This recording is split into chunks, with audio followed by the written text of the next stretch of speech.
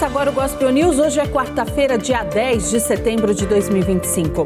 Eu sou Karen Crisóstomo e nós vamos juntos aqui pela Rede Gospel de televisão e também pelo YouTube. Rede Gospel TV Oficial com as principais notícias do Brasil e do mundo. Vamos aos destaques de hoje. Ministro Luiz Fux diverge de Alexandre de Moraes e diz que não há golpe de Estado sem deposição de governo eleito. Voto de Luiz Fux causa alvoroço em Brasília e pega de surpresa a oposição. Alexandre de Moraes concede permissão e ex-presidente vai passar por procedimento na pele no próximo domingo. Polônia afirma ter derrubado drones russos com a ajuda da OTAN. França enfrenta a onda de protestos em meio à crise política. Crianças em situação de abandono são resgatadas no interior de São Paulo. E a festa boliviana após a vitória contra o Brasil. Essas e outras notícias do Brasil e do mundo, agora no Gospel News. Boa noite. A primeira turma do Supremo Tribunal Federal retomou hoje o julgamento da tentativa de golpe. E quem votou foi o ministro Luiz Fux. Os primeiros argumentos do ministro incendiaram os bastidores da Suprema Corte. Fux apontou a incompetência do STF para julgar o caso, acendendo a esperança de anulação do processo, e disse que não compete à Suprema Corte realizar um juízo político. O ministro começou a sua fala dizendo sobre o princípio do Supremo Tribunal Federal. Segundo ele, em qualquer tempo ou circunstância, a Constituição deve funcionar como um ponto de partida, como caminho e ponto de chegada de todas as indagações nacionais. Na sequência, ele disse que não se pode confundir o papel de juiz com o de um agente político e afirmou que reside na Corte a maior responsabilidade da magistratura. Condenar quando há certeza e, o mais importante, humildade para absolver quando houver dúvida. Que o Supremo Tribunal Federal já anulou um processo por inteiro por incompetência relativa, máximo quando se trata de incompetência absoluta e inderrogável pela vontade das partes.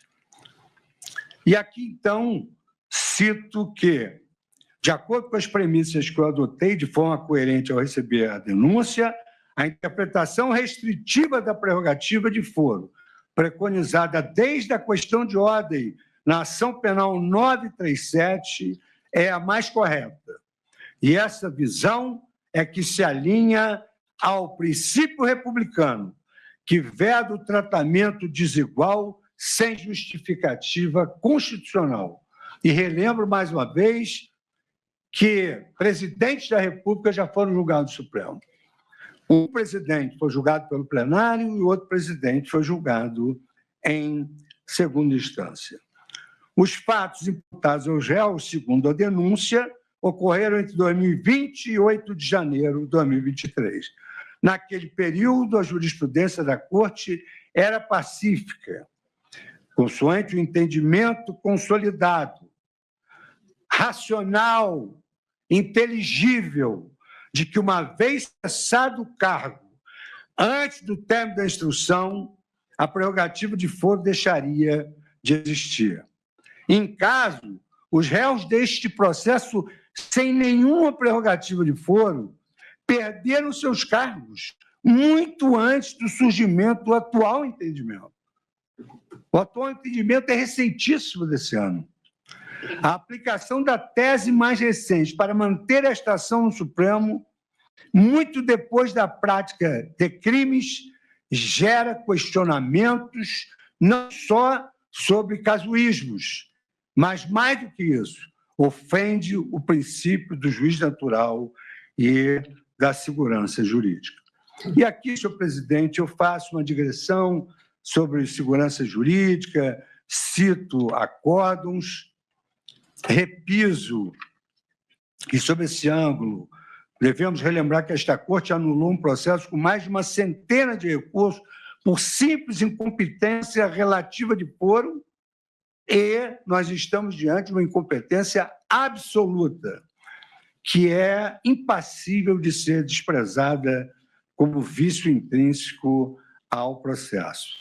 De sorte, presidente, que mantendo a minha coerência que manifestei no recebimento da denúncia,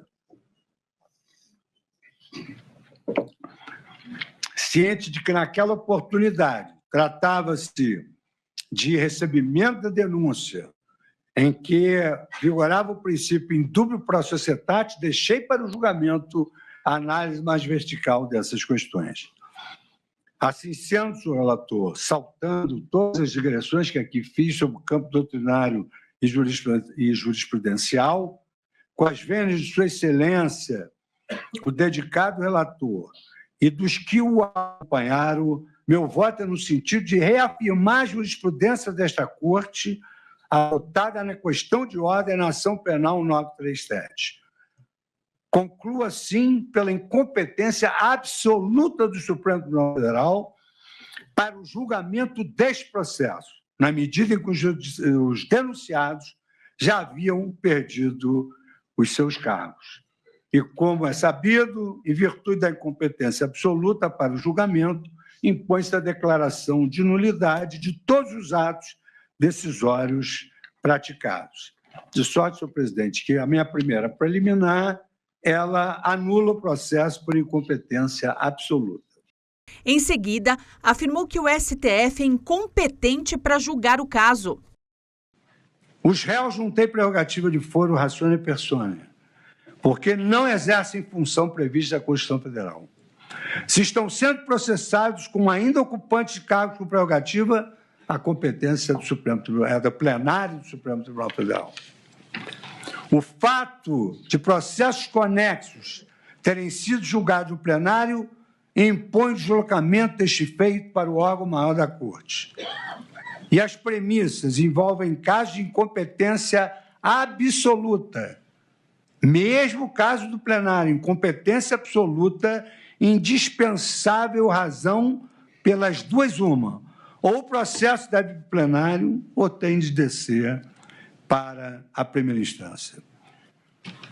Assim sendo, senhor presidente, eu também acolho essa preliminar de incompetência absoluta da primeira turma e, na forma do artigo 567 do Código de Processo Penal, eu também declaro a nulidade de todos os atos praticados por este Supremo Tribunal Federal.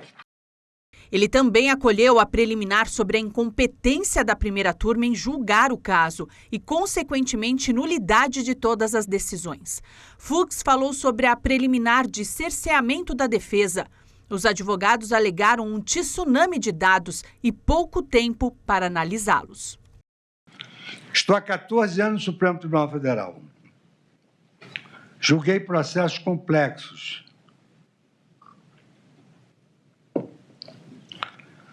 Como, por exemplo, o mensalão. A ministra Carmen Lúcia, nossa decana, também esteve presente. O processo levou 2 anos para receber a denúncia e 5 anos para ser julgado. Trabalho exaustivo do eminente relator, mas que diga-se a realidade. Um trabalho que ninguém conhecia melhor do que ele. Agora eu vou ter a falsa modéstia, ministra Alexandre, dizer que eu procurei analisar cada detalhe do seu trabalho muito denso, daí eu ter analisado todas essas páginas, e entender que, até para mim, elaborar esse voto foi motivo de extrema dificuldade, eu vou dizer por quê. Não é um processo simples e já não seria tão somente pelo número de denunciados e de testemunhas. Mas, em caso, salta aos olhos a quantidade de material probatório envolvido. Reportagem que foi ao ar em fevereiro de 2025 já indicava que a Polícia Federal havia apreendido 1.200 equipamentos eletrônicos dos envolvidos, 1.200 equipamentos eletrônicos, e logrado extrair 255 milhões de mensagens de áudio e vídeo, com peritos federais elaborando 1.214 laudos.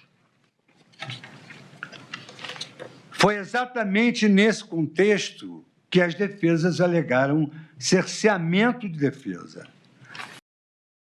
Fux acolheu a preliminar de violação à garantia constitucional do contraditório e da ampla defesa e declarou a nulidade do processo desde o recebimento da denúncia. Durante o voto, o ministro Luiz Fux também falou sobre a imputação do crime de organização criminosa. Ele afirmou que isso exige mais do que a reunião de vários agentes para a prática de delitos.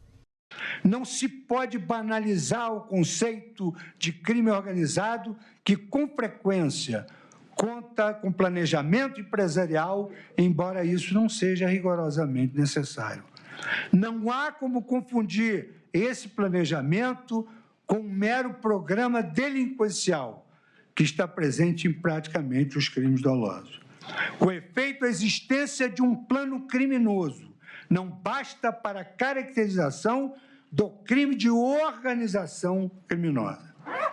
Mais uma vez, nas palavras do eminente ministro Celso de Mello, em análise do tipo penal congênere de formação de quadrilha, sem a existência de um vínculo associativo estável e dotado de permanência, não se caracteriza no plano da tipicidade penal o delito de quadrilha, incompatível em seu perfil conceitual com os conluios criminosos meramente transitórios. Após o intervalo, o ministro Luiz Fux analisou os casos individualmente. Fux divergiu de Moraes e Dino e afirmou que não há golpe de Estado sem a deposição de um governo legitimamente eleito. Ele também afirmou que um golpe não é fruto de atos individuais. Fux argumentou ainda que várias manifestações no Brasil terminam com depredações, mas não são enquadradas como golpe de Estado, apesar de terem natureza política. Ele citou como exemplo as manifestações do Black Blocs em 2013 e 2014. O ministro do Supremo Tribunal Federal, Alexandre de Moraes, autorizou o ex-presidente Jair Bolsonaro a ir ao hospital para realizar um procedimento médico no próximo domingo. De acordo com o relatório da equipe médica, o ex-presidente vai remover algumas lesões na pele. Ele deve receber alta no mesmo dia. O Banco Central do Brasil bloqueou a chave Pix do ex-assessor do TSE, Eduardo Tagliaferro, após decisão do ministro Alexandre de Moraes. Tagliaferro foi indiciado por supostamente ter vazado informações sigilosas do gabinete do ministro. A informação só foi revelada nesta quarta-feira, mas o bloqueio da chave Pix de Tagliaferro foi determinado por Alexandre de Moraes na última segunda-feira. Na semana passada, Tagliaferro apresentou no Senado documentos que mostram uma possível perseguição contra políticos e empresários. O ex-assessor afirma ter sido procurado por Ayrton Vieira, juiz instrutor do gabinete de Moraes, para que fossem confeccionados documentos adulterados para justificar a operação contra os empresários. Outros detalhes nessa decisão do Alexandre de Moraes, porque tinha pego muito mal para o Alexandre de Moraes dar uma decisão apenas com base em uma matéria de imprensa. Então, ele dá essa ajuda, devolve ao juiz auxiliar do Alexandre de Moraes e que volta para o processo. E pasmem, a perícia que foi feita não foi sequer ainda sobre o que denunciou o Tagliaferro. A perícia, um parecer técnico, está aqui, um parecer técnico, exame documentoscópico digital. Quem solicitou foi um jornalista com coragem, David Agape, e foi feito por dois renomados peritos, Reginaldo Tirotti e Jaqueline Tirotti. O que diz essa perícia? Confirma que a sentença dada por Alexandre de Moraes foi redigida após, 6 dias após, a sentença ter sido dada. Com data retroativa, portanto, a sentença foi produzida 6 dias depois e lançada como se tivesse sido feita no dia que ele tomou a decisão. E o mais interessante, como eu disse, que não é uma perícia feita sobre o documento fornecido por Tagliaferro. Foi feita com base no próprio documento do Supremo Tribunal Federal, que é público. Foi extraído da página do STF. De lá extrai-se um documento que é a sentença de Alexandre de Moraes e a perícia comprova. Já nesta semana, ele divulgou um vídeo com trechos de diálogos atribuídos ao ministro do Supremo Tribunal Federal, Alexandre de Moraes. Tagliaferro apontou que o ministro Alexandre conduz procedimentos fora dos ritos institucionais estabelecidos. Além disso, Tagliaferro disse que o material mostra a parcialidade dele, a intenção pessoal de prejudicar e perseguir e que tudo deve ser anulado. O gabinete do ministro Alexandre de Moraes negou todas as irregularidades e declarou que todos os atos e procedimentos mencionados foram conduzidos de modo regular, oficial e devidamente documentados nos autos. A deputada federal licenciada Carla Zambelli participou hoje de uma reunião da Comissão de Constituição e Justiça da Câmara dos Deputados. A audiência marcou o início do processo que pode confirmar a perda do mandato dela.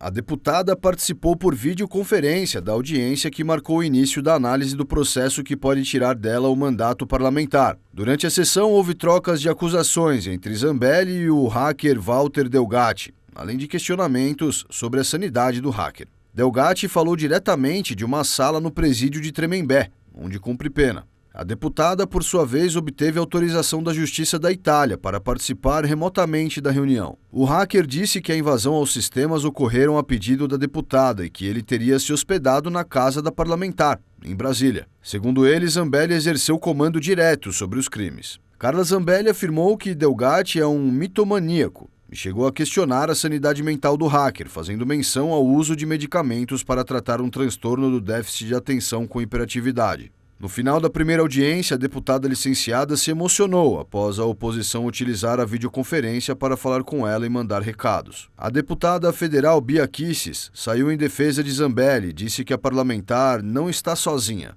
Bia também fez questão de reforçar que a oposição não abandonou a deputada.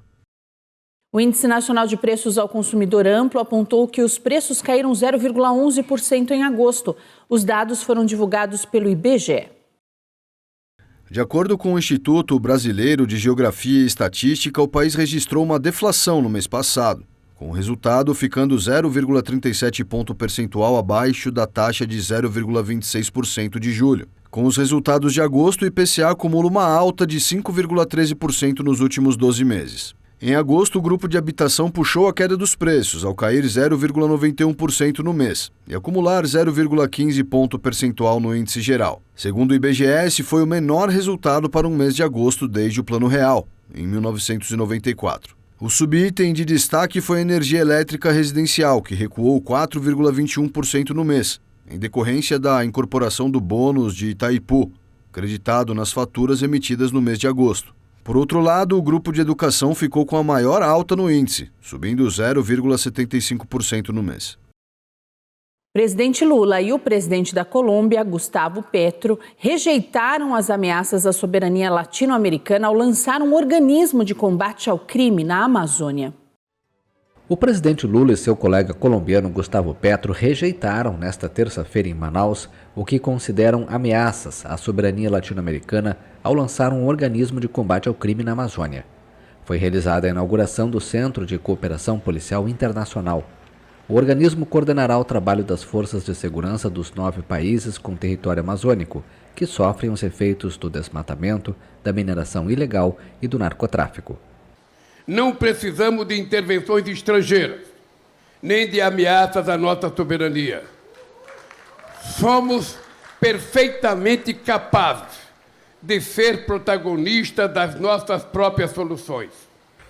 Juntamente com Petro e a vice-presidente equatoriana, Maria José Pinto, Lula pediu o fim do que considera verdadeiras multinacionais do crime que atuam na Amazônia há 2 meses da Conferência Climática COP30, que vai ocorrer na cidade amazônica de Belém. Petro alertou sobre a ameaça de uma possível invasão à Venezuela. Devemos falar da possível invasão da Venezuela que eles estão ameaçando, tomara que sejam apenas palavras. A Colômbia não permitirá que seu território seja usado para qualquer invasão de um país vizinho, nem enviará nenhum de seus homens, a menos que o alvo seja um apátrida e genocida.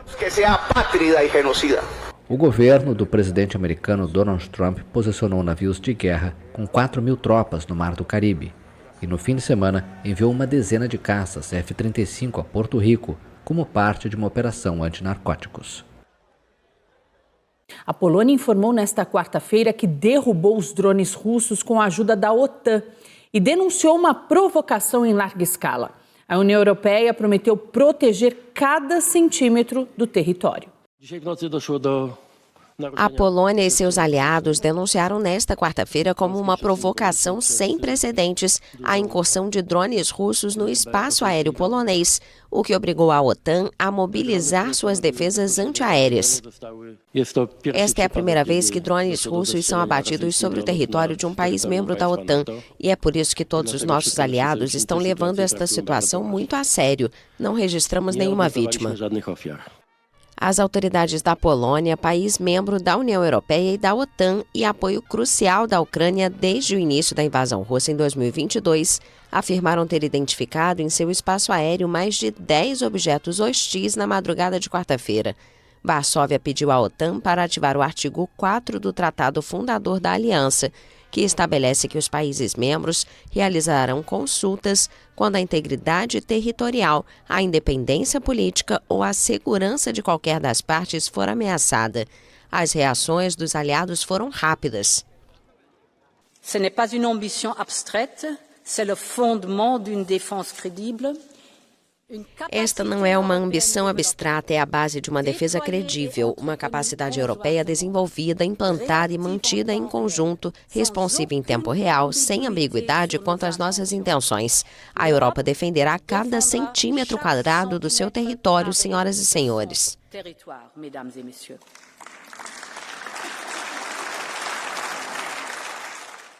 O Ministério das Relações Exteriores da Polônia convocou o encarregado de negócios russo Andrei Ordash. O diplomata declarou à agência de notícias RIA Novosti que Varsóvia ainda não apresentou evidências de que os drones abatidos procediam da Rússia. O incidente paralisou durante várias horas o aeroporto Chopin de Varsóvia e outros 3 de menor porte. Belarus também anunciou que derrubou vários drones em seu território que haviam perdido a trajetória, mas não informou de onde seriam procedentes. A incursão de aparelhos não tripulados ocorreu pouco antes dos exercícios militares conjuntos entre Rússia e Belarus, chamados Zapad 2025, e programados para o período de 12 a 16 de setembro. Belarus é um aliado-chave da Rússia e cedeu seu território para que Moscou iniciasse em fevereiro de 2022 a invasão da Ucrânia.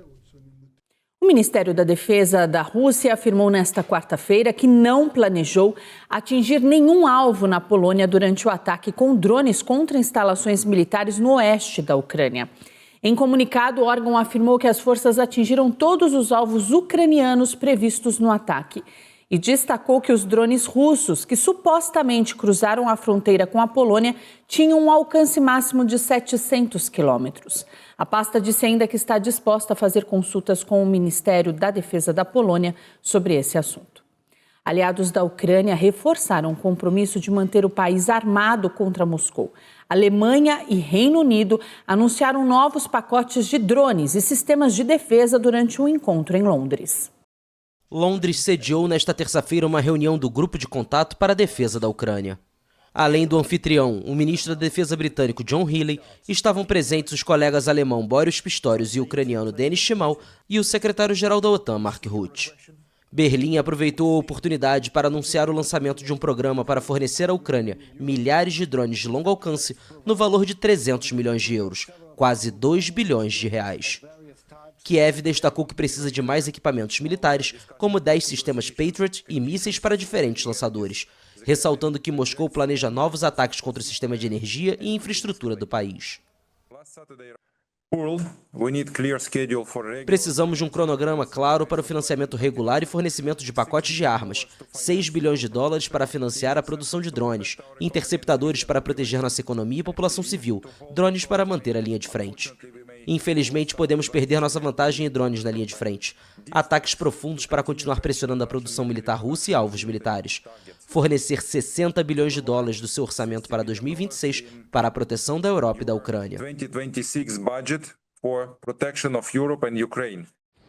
Após a reunião, o secretário-geral da OTAN, Mark Rutte, se reuniu com o primeiro-ministro britânico, Keir Starmer, para discutir a guerra na Ucrânia. Londres, que assinou um acordo de produção de drones com Kiev em junho, informou que vai financiar o fornecimento de milhares de drones de ataque de longo alcance de uso único fabricados no Reino Unido nos próximos 12 meses. Segundo o governo britânico, o Fundo Internacional para a Ucrânia, usado para comprar equipamentos militares prioritários, incluindo sistemas de defesa aérea, já arrecadou mais de 2 bilhões de libras, mais de 14 bilhões e meio de reais. Manifestantes realizaram protestos por toda a França nesta quarta-feira, interrompendo o trânsito, queimando latas de lixo e entrando em confronto com a polícia. Os atos começaram 2 dias após o primeiro-ministro François Bayrou perder um voto de confiança no parlamento. O novo primeiro-ministro da França, Sébastien Lecornu, é o 5º chefe de governo desde 2024. A cerimônia de transferência do poder como antecessor, François Bayrou, o segundo premier a cair no parlamento em 9 meses, aconteceu em meio aos protestos contra o presidente Emmanuel Macron. A principal missão do novo chefe de governo vai ser elaborar os orçamentos para 2026, levando em consideração vários fatores. Não há maiorias no parlamento, os protestos que pedem uma maior justiça social e a necessidade de sanear os cofres públicos, com uma dívida de quase 114% do PIB. Alors pour cela, va falloir aussi changer. Também teremos que mudar, ser mais criativos, às vezes mais técnicos, mais sérios na forma como trabalhamos com nossos oponentes. Terei a oportunidade de voltar a isso. Já falamos longamente sobre isso, mas também direi que precisaremos fazer rupturas, não apenas na forma e no método, mas também no conteúdo.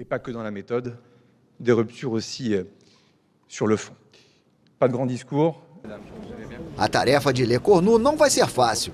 A França está em uma grave crise política desde 2024, quando Macron antecipou as eleições legislativas e deixou a Assembleia Nacional dividida em 3 blocos: esquerda, centro-direita governista e extrema-direita. O episódio mais recente foi a queda de Bayrou, que não conseguiu o apoio dos deputados em seu plano orçamentário para 2026, que planejava cortes de 44 bilhões de euros, cerca de 280 bilhões de reais, além da eliminação de 2 feriados nacionais. Mesmo fracassado, o plano aumentou o descontentamento da população e, por meio das redes sociais, um dia de bloqueios e manifestações já tinha sido marcado para esta quarta-feira, antes do novo primeiro-ministro assumir. Em Marselha, no sul da França, centenas de pessoas entraram em confronto com a polícia.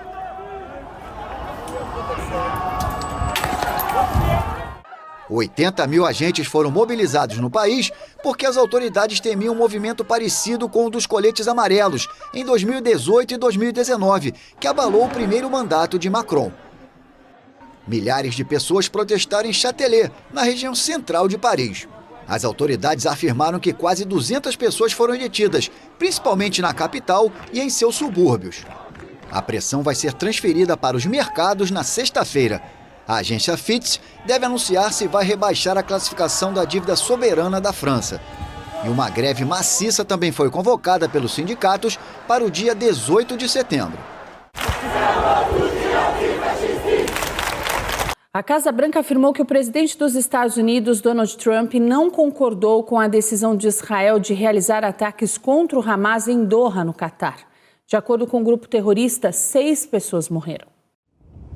O movimento islamista palestino Hamas afirmou nesta terça-feira que 6 pessoas morreram nos bombardeios israelenses em Doha, capital do Catar. O grupo destacou que nenhum negociador está entre as vítimas. O ataque matou o filho do negociador-chefe do Hamas, Khalil al-Haya, o chefe de seu gabinete e 3 guarda-costas. Um membro das forças de segurança do Catar também perdeu a vida. Em Washington, a Casa Branca afirmou que o presidente dos Estados Unidos, Donald Trump, não concordou com a decisão de Israel de realizar ataques contra o Hamas em Doha. Bombardear unilateralmente o Catar, uma nação soberana e aliada próxima que trabalha e assume riscos conosco para negociar a paz, não promove os objetivos de Israel ou dos Estados Unidos. No entanto, eliminar o Hamas, que lucrou com o sofrimento das pessoas que vivem em Gaza, é um objetivo válido. Após o ataque, condenado com vigor pelos países árabes, Trump conversou por telefone com o emir do Catar, Tamim Ben Hamad Al Thani, e assegurou que algo assim não voltaria a ocorrer em seu território. De acordo com Israel, Washington foi notificado antes do ataque aéreo contra altos dirigentes do Hamas em Doha.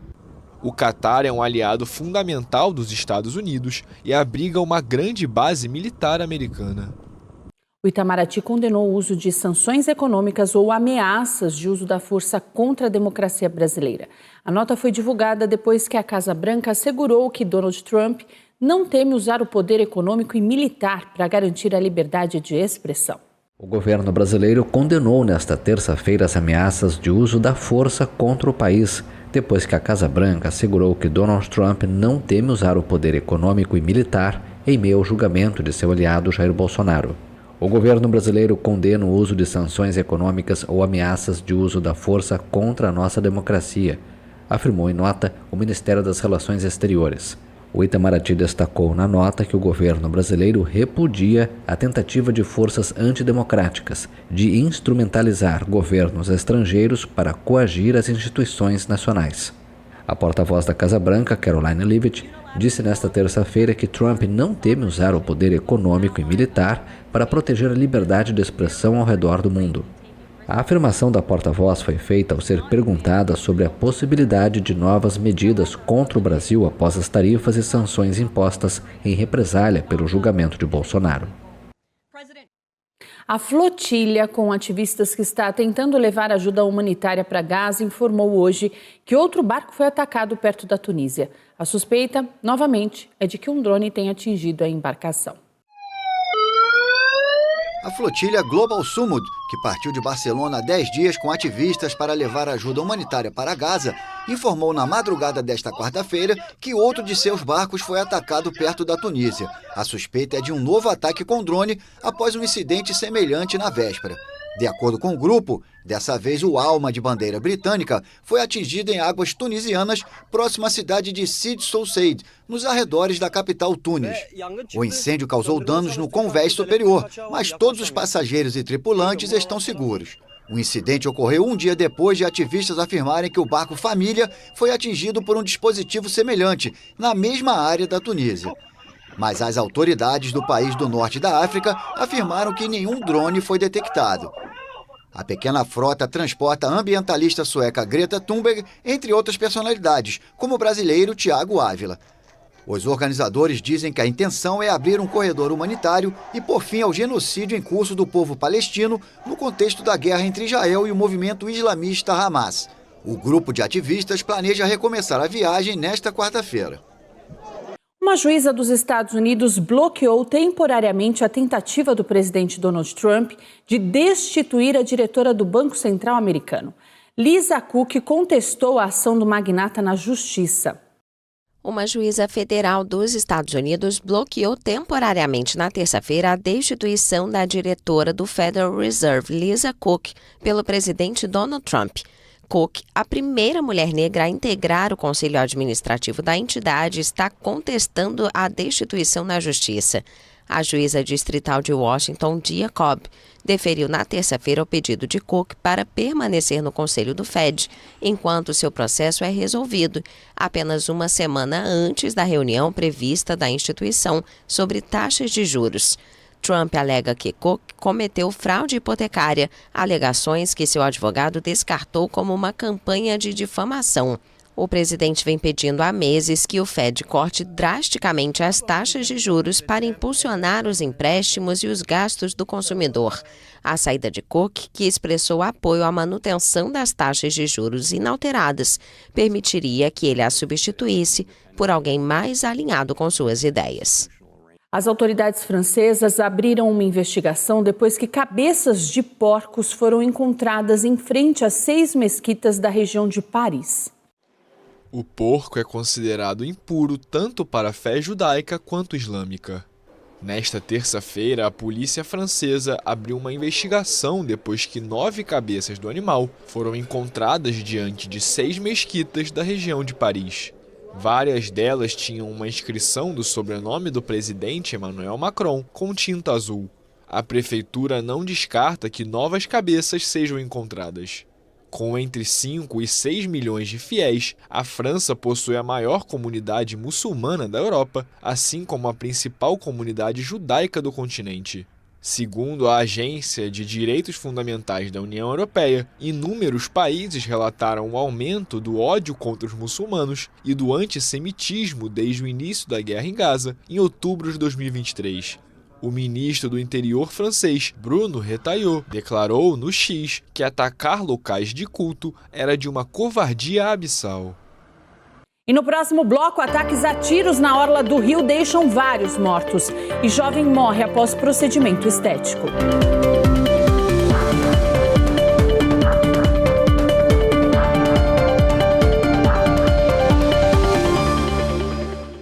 Três ataques a tiros no Rio de Janeiro deixaram pelo menos 3 mortos, entre eles um adolescente. A polícia investiga a motivação dos crimes e se há relação entre eles. Na noite de ontem, por volta das 10 horas, 3 homens foram baleados na praia de Barra de Guaratiba, na Zona Oeste. Um deles, de 23 anos, morreu no local. Os outros 2 foram socorridos com ferimentos de diferentes gravidades. Cerca de 1 hora depois, um grupo de jovens que jogava bola junto a um quiosque próximo ao posto 12 da praia de Copacabana foi alvo de disparos. Um adolescente de 16 anos morreu na hora e outro de 15 anos foi socorrido em estado grave pelo Corpo de Bombeiros e levado para o Hospital Municipal Lourenço Jorge, na Barra da Tijuca. Testemunhas relataram que os adolescentes estavam acompanhados de outros 8 jovens, quando 4 criminosos chegaram em 2 motos e abriram fogo. Minutos após o atentado no quiosque, um homem foi assassinado na comunidade do Terreirão, a menos de 500 metros da praia. Cauã Vinícius Gomes Silva, de 22 anos, foi atingido por disparos. De acordo com a Polícia Militar, ele era integrante do 3º Comando Puro e teria migrado recentemente para o Comando Vermelho.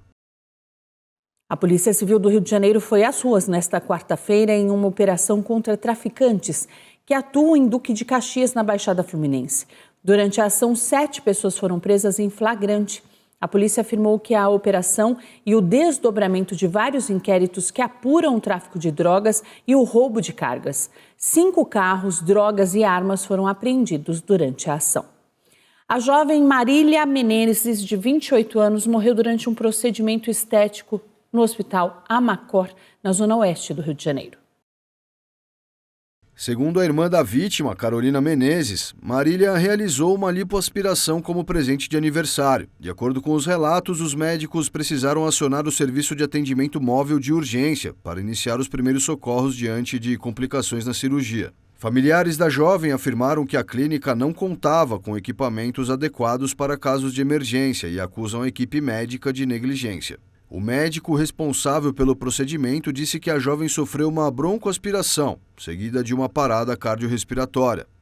A vítima deixa um filho de 6 anos.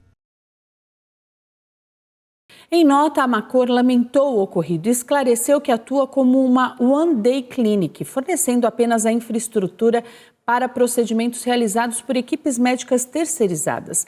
E disse ainda que o centro cirúrgico conta com todos os equipamentos necessários para emergências. 4 crianças em situação de abandono foram resgatadas pela Guarda Civil Municipal em Rio Claro. As meninas com idades entre 3 e 8 anos estavam sujas e com fome. Quando a equipe da GCM chegou ao local, uma das meninas foi encontrada chorando em cima do muro. A mais velha, de 8 anos, contou que estavam sozinhas há 5 dias e que ela era responsável por fazer a comida. Segundo a Guarda Civil Municipal, a casa estava totalmente imunda, com muito entulho, baratas, ratazanas e animais peçonhentos. As crianças foram levadas para uma unidade de pronto atendimento. De acordo com a médica plantonista, 2 delas apresentaram um quadro de escabiose, conhecida popularmente como sarna. O comandante da GCM, Rodrigo Servidoni, reforçou a importância de denúncias da população sobre abandono de incapaz. A seguir, a obesidade supera a desnutrição entre crianças de 5 a 19 anos e a derrota da seleção brasileira nas eliminatórias.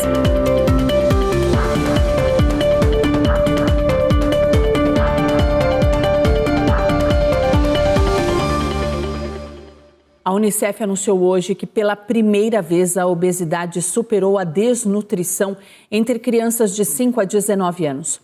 E um dos motivos é a publicidade de ultraprocessados. O Unicef alertou sobre um aumento da obesidade entre crianças e adolescentes, chegando a 9,4%. Pela primeira vez, a prevalência global de obesidade entre pessoas em idade escolar supera a de desnutrição, que é de 9,2%. Claro, é bastante chocante. 1 em cada 10 crianças vive com obesidade. 1 em cada 5 crianças vive atualmente com sobrepeso. Em termos numéricos, o número de crianças afetadas pela obesidade em todo o mundo é de 188 milhões. Esses números são bastante chocantes. Entre 2000 e 2022, o sobrepeso disparou. O número de jovens de 5 a 19 anos afetados por essa condição dobrou de 194 milhões para 391 milhões.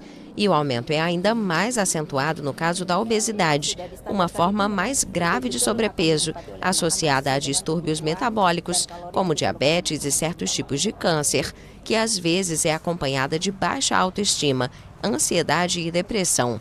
Em 2022, 8% das pessoas de 5 a 19 anos eram obesas em todo o mundo, ou cerca de 163 milhões. No ano 2000, eram 3%. O Unicef culpa a indústria de alimentos ultraprocessados e suas práticas comerciais voltadas para o lucro.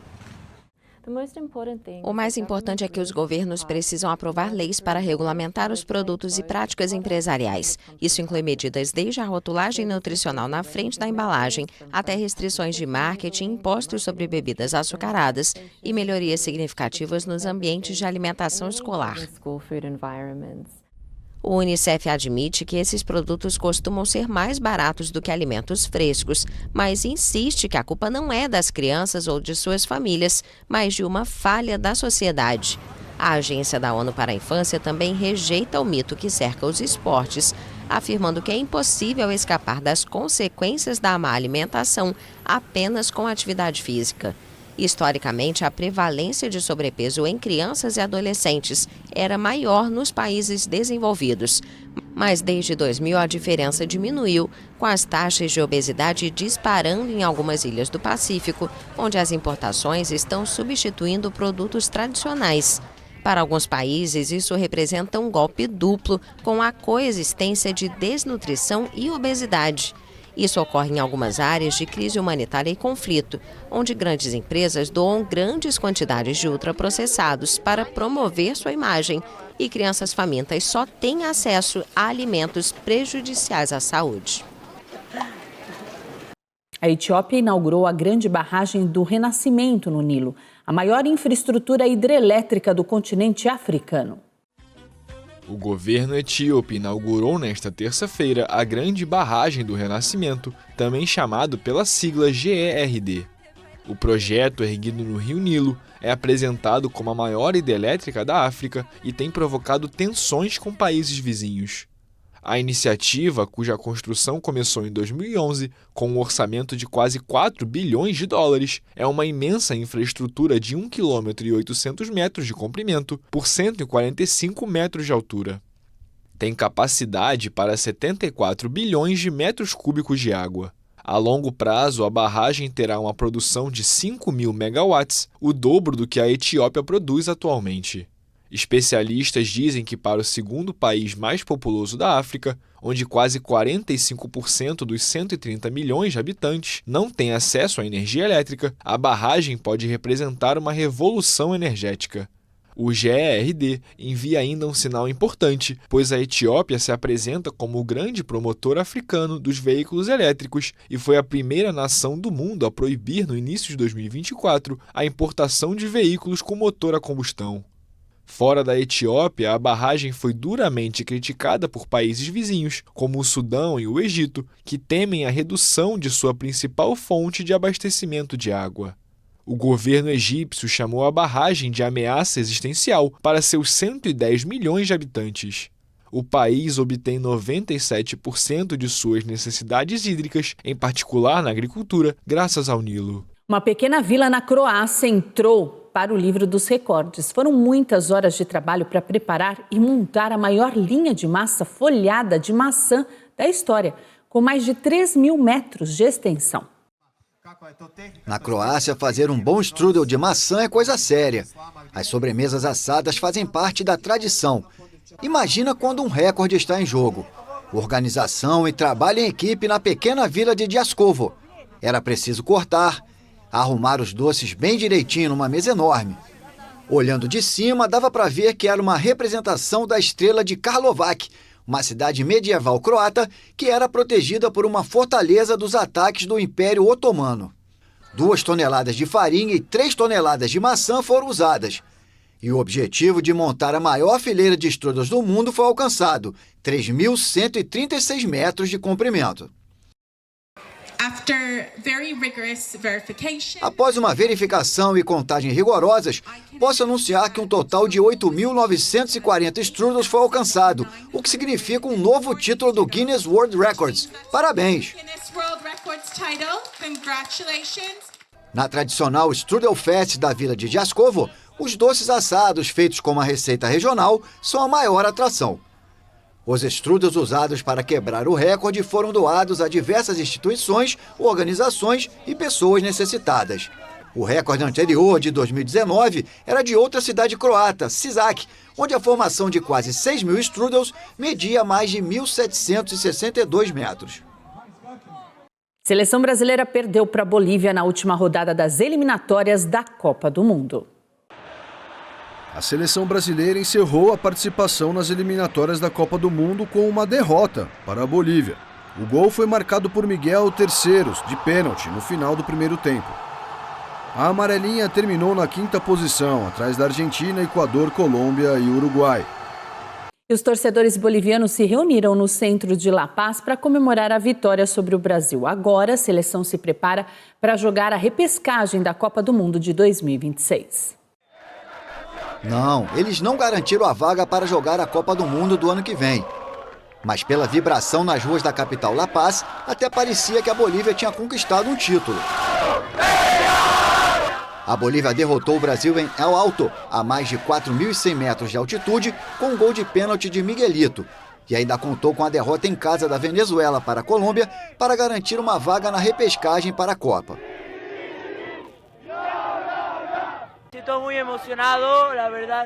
Estou muito animado com a vitória da Bolívia. É muito emocionante porque vamos para a repescagem, não para a Copa do Mundo, mas ao menos garantimos uma vaga na repescagem. Estávamos vendo o jogo e agora estamos aqui celebrando. É feriado. Na repescagem internacional, no final de março do ano que vem, Bolívia, Nova Caledônia e outras 4 seleções ainda não definidas vão disputar as 2 últimas vagas para a Copa do Mundo. Os bolivianos sonham em jogar o Mundial pela 4ª vez, a 2ª conseguindo a classificação. Nas 2 primeiras participações foram convidados. Gospel News desta quarta-feira fica por aqui. Eu desejo a todos vocês uma ótima noite. Amanhã, a partir das 7, nós estamos de volta com as principais notícias do Brasil e do mundo. E até lá você fica muito bem informado no YouTube Rede Gospel TV Oficial. Uma boa noite para vocês e até amanhã.